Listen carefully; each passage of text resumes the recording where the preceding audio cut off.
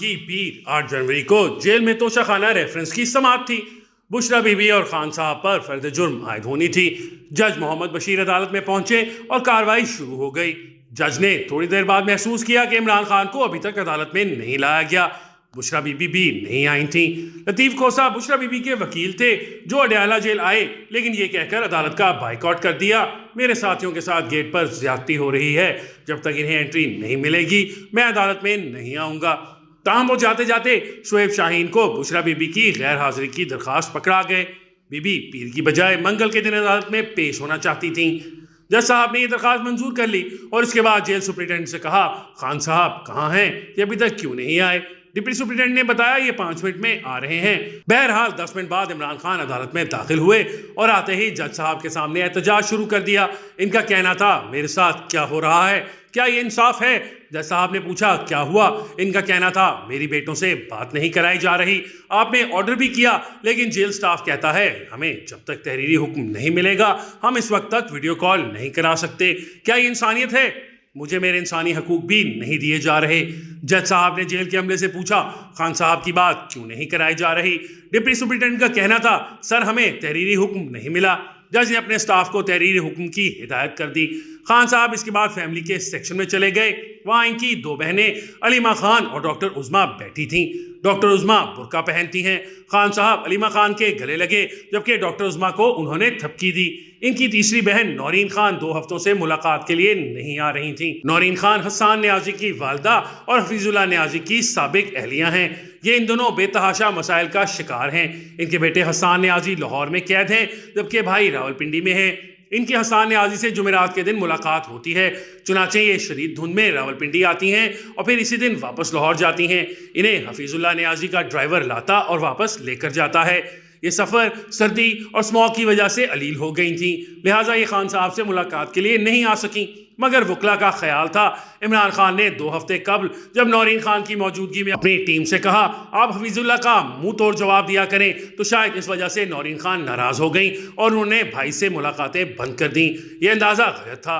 नौरीन खान अदालत और थकावट की वजह से अडयाला जेल नहीं आ रही थी। ये मंगल 9 जनवरी को तोशाखाना रेफरेंस में फर्द जुर्म के वक्त जेल के कोर्ट में मौजूद थी, जिससे नाराजगी का तासुर खत्म हो गया। मैं 8 जनवरी की तरफ वापस आता हूँ। खान साहब दोनों बहनों के साथ मुलाकात के बाद इनके साथ बैठ गए और अदालती कार्रवाई शुरू हो गई।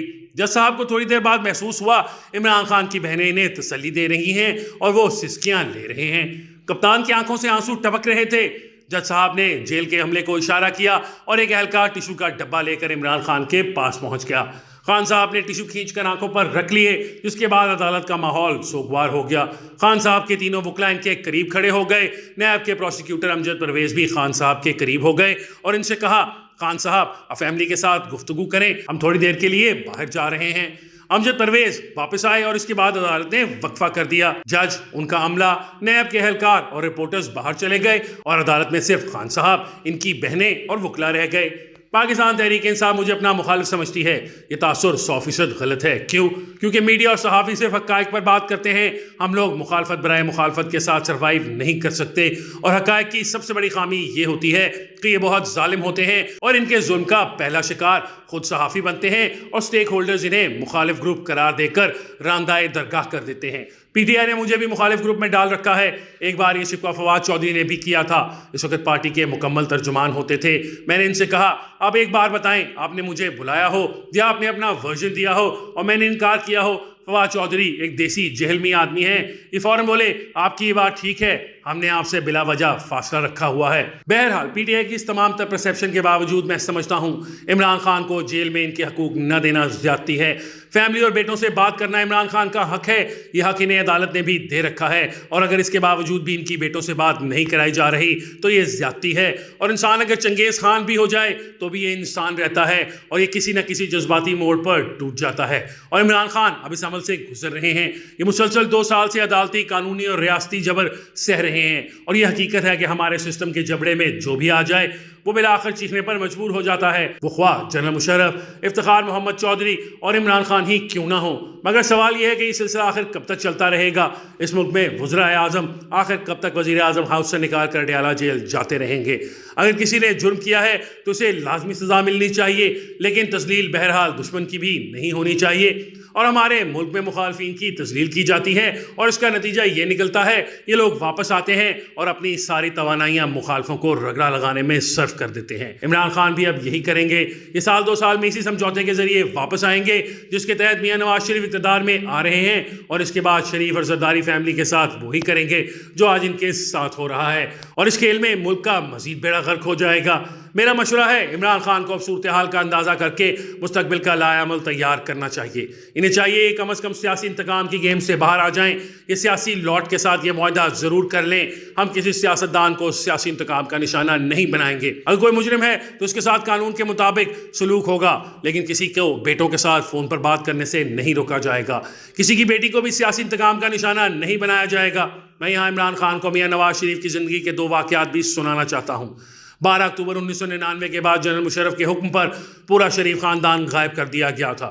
یہ لوگ شدید سردی میں مری میں ہیٹر کے بغیر پتلے کملوں میں رکھے گئے تھے اور انہیں ایک دوسرے کے زندہ ہونے کی اطلاع تک نہیں تھی۔